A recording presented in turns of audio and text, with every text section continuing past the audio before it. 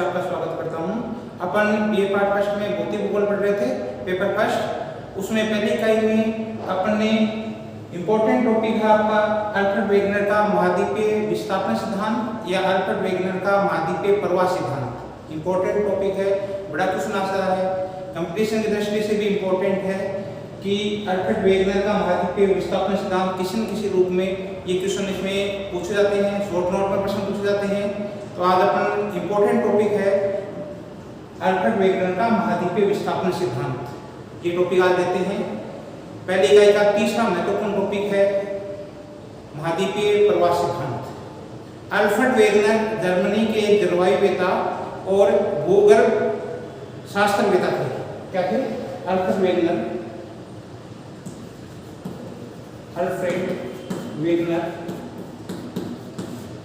Germany के जलवायुवेता थे तो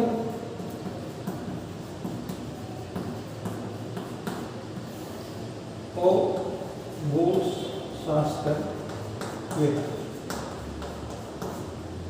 जर्मनी के विद्वान थे, भूगर्भ शास्त्र आपके जलवायुवेता और भूगर्भवेता थे। वेगनर ने अपने सिद्धांत को 1912 में प्रतिपादित किया। उन्होंने अपने सिद्धांत का प्रतिपादन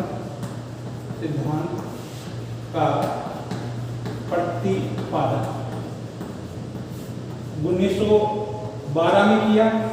सिद्धांत उन्होंने 1912 में दिया, परंतु इसका विवेचन 1915 और 1920 में हुआ। इसका विवेचन 1915 और 1920 में हुआ। प्रतिपादन उन्होंने 1912 में किया। यहाँ पर इंपॉर्टेंट क्वेश्चन बनता है कंपटीशन की दृष्टि से कि अल्फ्रेड वेगनर ने अपना महाद्वीपीय प्रवाह सिद्धांत कब दिया था? तो महाद्वीपीय प्रवाह सिद्धांत का प्रतिपादन है उन्होंने 1912 में किया था, जिसका विवेचन है वो 1915 और 1920 में हुआ। क्योंकि इस समय प्रथम विश्व युद्ध होने के कारण से इस सिद्धांत की ओर लोगों का ध्यान नहीं गया। प्रथम विश्व युद्ध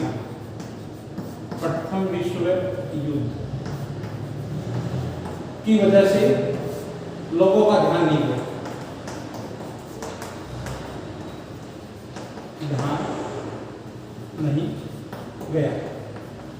तो उन्होंने अपना सिद्धांत दिया था, सिद्धांत का विवेचन किया था। उस समय प्रथम विश्व युद्ध चल रहा था। प्रथम विश्व युद्ध के कारण से इस सिद्धांत की ओर लोगों का ध्यान आकर्षित नहीं हो पाया। वेगनर ने अपने सिद्धांत को 1922 में जर्मन भाषा में और 1924 में इसका अंग्रेजी अनुवाद निकाला गया, तभी ये सिद्धांत चर्चा में आया और प्रचलित में आया। उन्होंने जर्मन भाषा में है अपने सिद्धांत का प्रतिपादन है।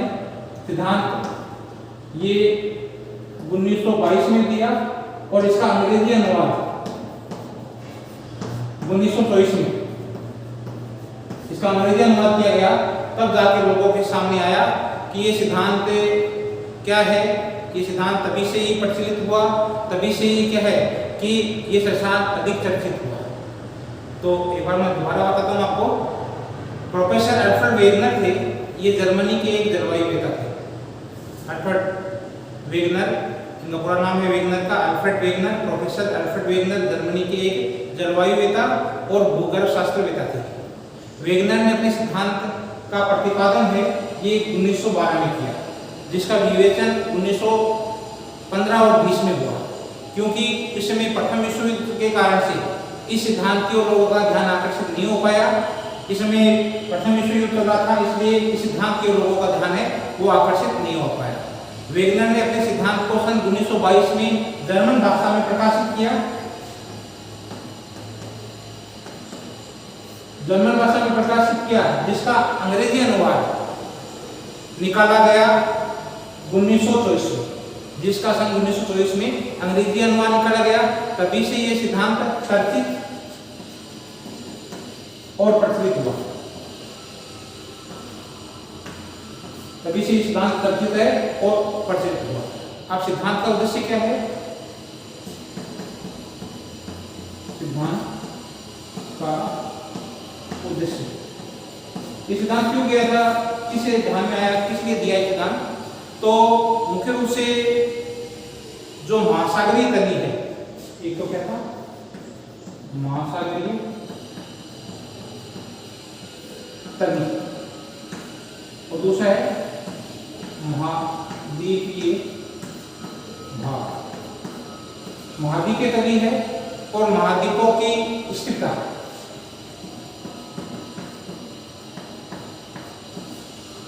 कि महाद्वीपीय तली है वो स्थिर है, महाद्वीपों की तली जो महासागरों या महाद्वीपीय तली है ये स्थिर है। इस संकल्पना को गलत प्रमाणित करने के लिए, इस संकल्पना को गलत प्रमाणित करने के लिए इन्होंने ये अपना सिद्धांत दिया, अपने सिद्धांत का प्रतिपादन किया। तो सिद्धांत का मुख्य उद्देश्य क्या था कि महासागर की तली, महासागर की जितनी भी तली है और महाद्वीपों की स्थिरता की संकल्पना को गलत प्रमाणित करने के लिए वेगनर ने अपना प्रतिस्थापन परिकल्पना प्रतिपादित किया। प्रतिस्थापन परिकल्पना का प्रतिपादन किया।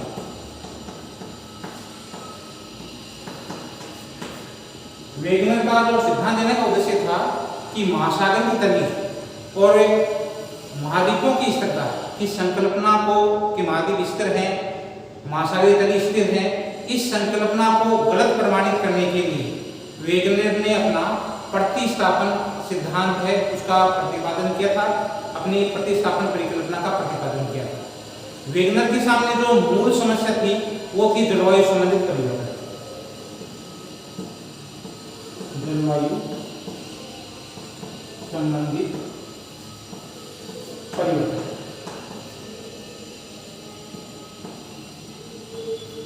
जो वेगनर के सामने मुख्य समस्या थी वो थी जलवायु संबंधित परिवर्तन, कि ये जलवायु संबंधित परिवर्तन है ये कैसे परिवर्तन हो रहा है। तो वेगनर के सामने जो मूलभूत समस्या थी, मूलभूत जो उनके सामने समस्या थी वो थी जलवायु संबंधित परिवर्तन। जलवायु संबंधित परिवर्तन, भूमंडल पर अनेक स्थानों पर ऐसे प्रमाण मिलते हैं जिनके आधार पर यह ज्ञात होता है कि एक स्थान पर जलवायु में समय समय पर अनेक परिवर्तन हुआ है।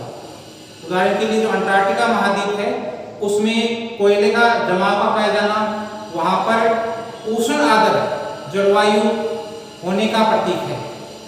इस बात को उनको प्रमाणित करना था। जो सिद्धांत का मुख्य उद्देश्य ये था कि महाद्वीपों की तली है और महासागरों की तली है ये स्थिर है। इस संकल्पना को गलत प्रमाणित करने के लिए वेगनर ने अपना प्रतिस्थापन सिद्धांत दिया और वेगनर के सामने जो मूलभूत समस्या थी वो थी जलवायु संबंधित परिवर्तन। उन्होंने ये बताया कि भूमंडल पर अनेक ऐसे क्षेत्र हैं उनसे ऐसा प्रमाण मिलता है जिनके आधार पर यह ज्ञात होता है कि एक ही स्थान पर जलवायु में समय समय पर परिवर्तन हुआ है। जलवायु में एक ही स्थान पर जलवायु में समय समय पर परिवर्तन हुए हैं। उन्होंने ये बताया कि जो भूमंडल है, भूमंडल पर अनेक क्षेत्रों पर ऐसे प्रमाण मिलते हैं जिनके आधार पर यह ज्ञात होता है कि एक ही स्थान पर जलवायु में समय समय पर परिवर्तन हुआ है। जैसे उदाहरण के लिए अंटार्कटिका। अंटार्कटिका एक ठंडा क्षेत्र है बिल्कुल ही।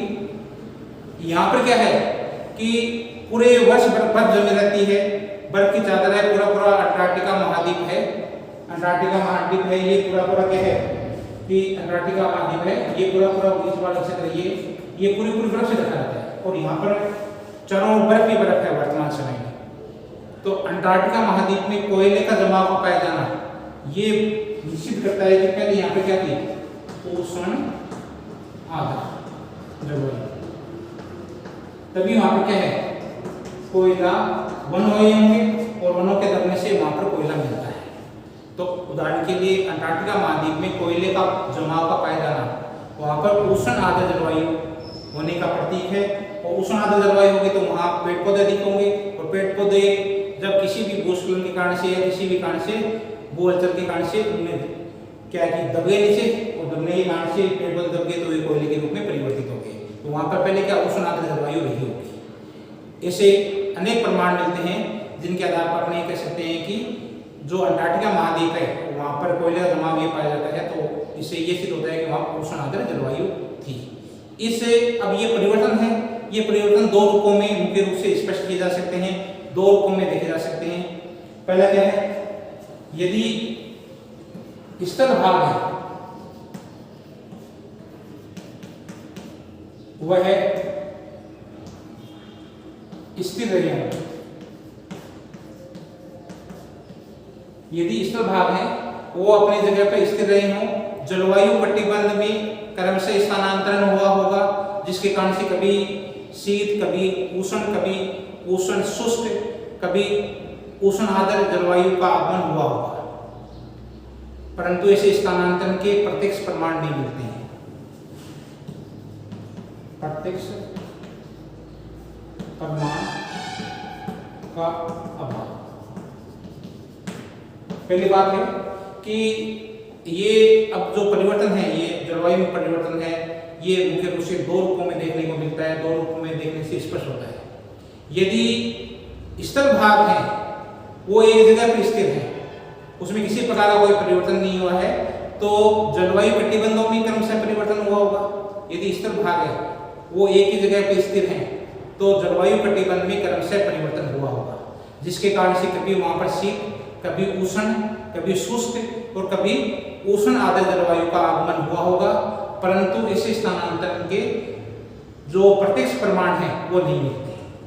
तो दूसरा कारण हो सकता है कि यदि जो स्थल भाग है वो अपनी जगह स्थिर नहीं रहे होंगे, तो यदि जलवायु कटिबंध है वो स्थिर रहे होंगे और स्थल भागों में स्थानांतरण हुआ होगा, तो वेगनर दूसरी बात को मानते हैं। दूसरी बात क्या है कि जलवायु कटिबंध स्थिर रहे हों तथा स्थल भाग में प्रवाह हुआ होगा। तो दूसरी बात यह है कि जलवायु कटिबंध है वो अपनी जगह पे स्थिर रहे होंगे, स्थल भाग में स्थानांतरण हुआ होगा, तो वेगनर दूसरी बात को मानता है, दूसरी संभावना को मानता है। वेगनर का सिद्धांत है वो दूसरी संभावना है उस पर आधारित है। तो वेगनर का महाद्वीपीय प्रवाह सिद्धांत है वो जलवायु कटिबंध को अपनी जगह स्थिर मानता है, और जो स्थल भाग है उसमें स्थानांतरण हुआ होगा, उसमें गति हुई होगी, उसमें प्रवाह हुआ होगा, इस बात को मानता है। वेगनर दूसरी संभावना पर आधारित है। वेगनर का जो महाद्वीपीय प्रवाह सिद्धांत है वो दूसरी संभावना पर आधारित है। तो सिद्धांत का मुख्य उद्देश्य आपको समझ में आ जाना चाहिए कि जो महाद्वीप और महासागर और महाद्वीपों की स्थिरता की संकल्पना को गलत प्रमाणित करने के लिए वेगनर ने अपने सिद्धांत, अपनी संकल्पना है उसका प्रतिपादन किया था। वेगनर के सामने मूलभूत समस्या जलवायु संबंधित परिवर्तन की थी। उन्होंने ये देखा कि भूमंडल है उस पर अनेक स्थानों पर ऐसे प्रमाण मिलते हैं जिनके आधार पर यह ज्ञात होता है कि एक ही स्थान पर जलवायु में समय समय पर परिवर्तन हुआ है। एक ही स्थान पर जलवायु में समय समय पर परिवर्तन हुआ है।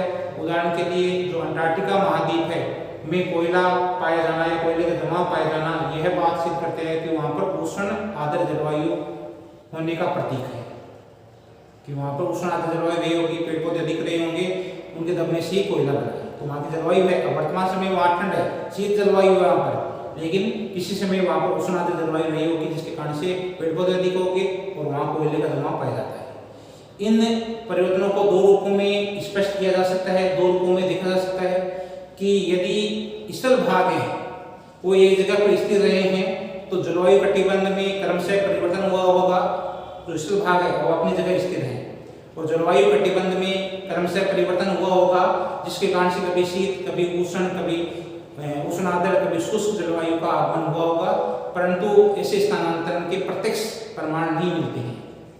तो दूसरा कारण हो सकता है, दूसरा प्रकार हो सकता है यदि जलवायु कटिबंध है वो अपनी जगह स्थिर है और स्थल भागों का स्थानांतरण हुआ होगा, स्थल भाग में प्रवाह हुआ होगा, स्थल भाग में गति हुई होगी, जलवायु कटिबंध अपनी जगह स्थिर है। अब की बात क्या है, स्थल भाग है उसमें प्रवाह हुआ है, उसमें स्थानांतरण हुआ है। तो वेगनर है वो दूसरी संकल्पना पर आधारित है। वेगनर का सिद्धांत है ये दूसरी संकल्पना की जलवायु कटिबंध अपनी जगह स्थिर है, स्थल भागों में स्थानांतरण हुआ है।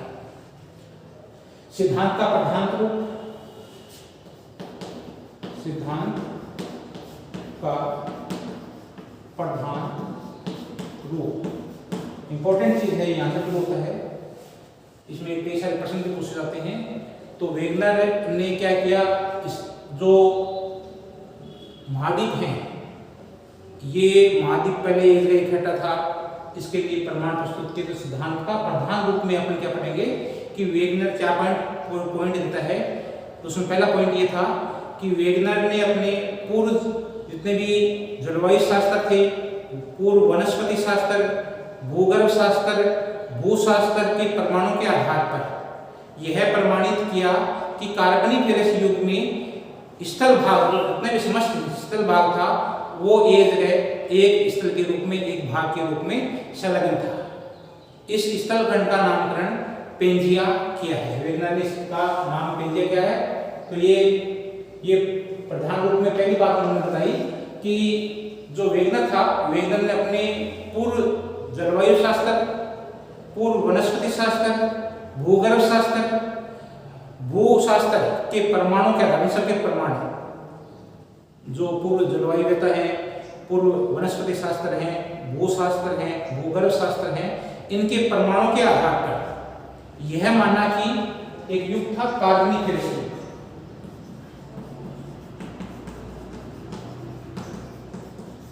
कार्बोनिफेरस युग में पूरा स्थल भाग था, समस्त स्थल भाग एक स्थल भाग के रूप में संलग्न था। पूरा स्थल भाग है, ये एक पेंजिया के रूप में इकट्ठा था। इससे पहले उन्होंने बताया कि कार्बोनिफेरस युग में पूरा जो स्थल भाग है वो एक स्थान पर एक स्थल भाग के रूप में संलग्न था। इस स्थल भाग को उन्होंने नाम दिया पेंजिया। ये देखो, ये नाम है, ये पेंजिया, ये पूरा स्थल भाग है। स्थल भाग पूरा जितने भी महाद्वीप हैं वो इस जगह जुड़े हुए थे, एक स्थल भाग के रूप में थे, उसका नाम उन्होंने दिया पेंजिया। क्या नाम है इसका? नाम है पेंजिया। स्थल भाग पूरा इस जगह पर जुड़ा हुआ था और इस स्थल खंड का, इस स्थल भाग का नामकरण पेंजिया दिया। इस पर छोटे छोटे सागरों का विस्तार था, इस पर छोटे छोटे सागर फैले हुए थे। इस पेंजिया पर छोटे छोटे सागरों का विस्तार था। पेंजिया के चारों ओर विशाल जलराशि थी, विशाल मात्रा में जल भाग था, जिसका नामकरण जो वेगनर है उसने पेंथालासा कहा। तो पूरा स्थल भाग था, ये तो पेंजिया के रूप में था और इसके ऊपर छोटे छोटे सागरों का विस्तार था पेंजिया के ऊपर, और उसके बाहर चारों ओर उसके क्या था, स्थल जलीय भाग था और जलीय भाग का विशाल जल भाग था। इस जल भाग का नामकरण वेगनर ने पेंथालासा कहा है, इसका पेंथालासा नाम दिया है। तो मुख्य रूप से आपको समझना जाना चाहिए कि वेगनर ने अपने पूर्व जलवायु शास्त्र, वनस्पति शास्त्र, भूगर्भ शास्त्र, भूशास्त्र के प्रमाणों के आधार पर यह माना कि कार्बोनिफेरस युग में समस्त स्थल भाग एक जगह पर संलग्न था, एक स्थल भाग के रूप में संलग्न था। इस स्थल खंड को का नामकरण है पेंजिया ने, इस का नाम है वेगनर ने पेंजिया नाम दिया है। तो कार्बोनिफेरस युग में समस्त स्थल भाग है वो एक स्थान पर संलग्न था, एक स्थान पर जुड़ा हुआ था। इस स्थल खंड का नामकरण वेगनर ने पेंजिया किया है। इसका नाम क्या है? पेंजिया। इस स्थल भाग का, समस्त स्थल भाग एक जगह जुड़े हुए थे, उसका नाम था पेंजिया। इस पर छोटे छोटे सागरों का विस्तार था। यहाँ पर एक प्रश्न आ सकता है शॉर्ट नोट में, पेंजिया तो कार्बोनिफेरस युग में पूरा स्थल भाग एक जगह जुड़ा हुआ था, जिसका नामकरण वेगनर ने पेंजिया किया है। इसमें छोटे छोटे सागरों का विस्तार था। पेंजिया के चारों ओर, इस पेंजिया, ये वाला भाग है पेंजिया, इसके चारों ओर जो जल भाग था और इस जल भाग का नामकरण है विशाल जलराशि थी, जिसका नाम पेंथालासा। इसका नाम है, ये पेंथालासा किया है वेगनर ने, इसका नाम पेंथालासा किया है। पेंजिया का उत्तरी भाग है, ये उत्तरी भाग आप देखो, इसका नाम है लॉरेशिया। इसका नाम क्या है? लारेशिया। और दक्षिणी भाग है, इसका नाम है गोंडवाना।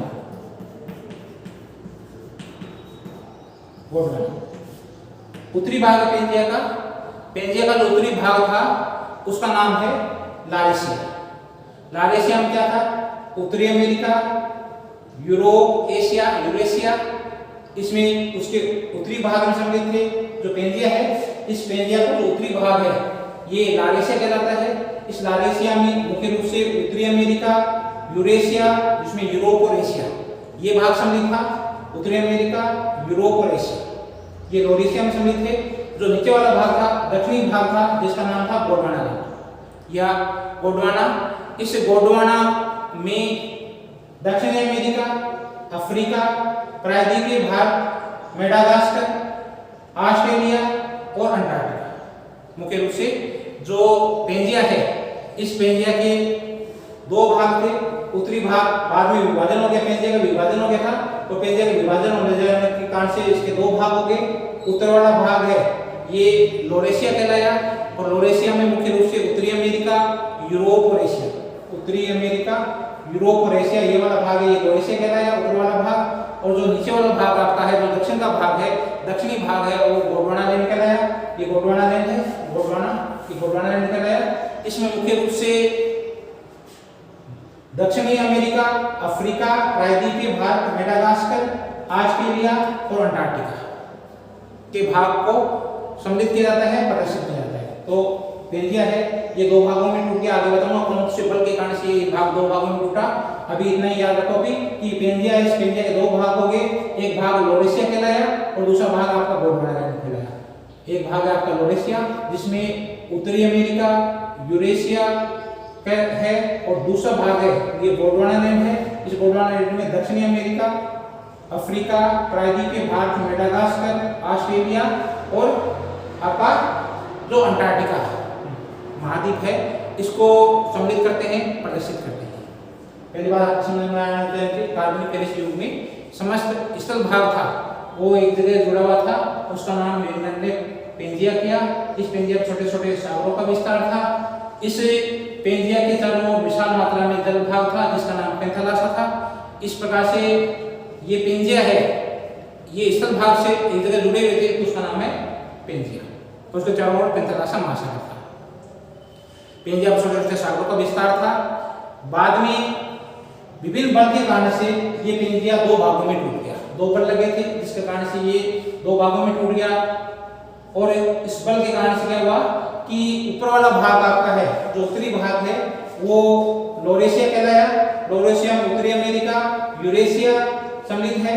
जबकि जो दक्षिणी भाग है उसमें गोंडवाना लैंड कहते हैं, जिसमें दक्षिणी अमेरिका, अफ्रीका, प्रायद्वीपीय भाग, ऑस्ट्रेलिया और मेडागास्कर है, अंटार्कटिका आदि को प्रदर्शित करते हैं।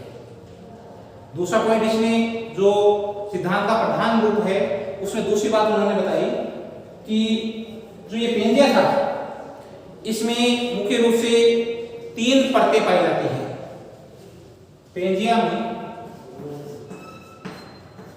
में तीन परतें हैं।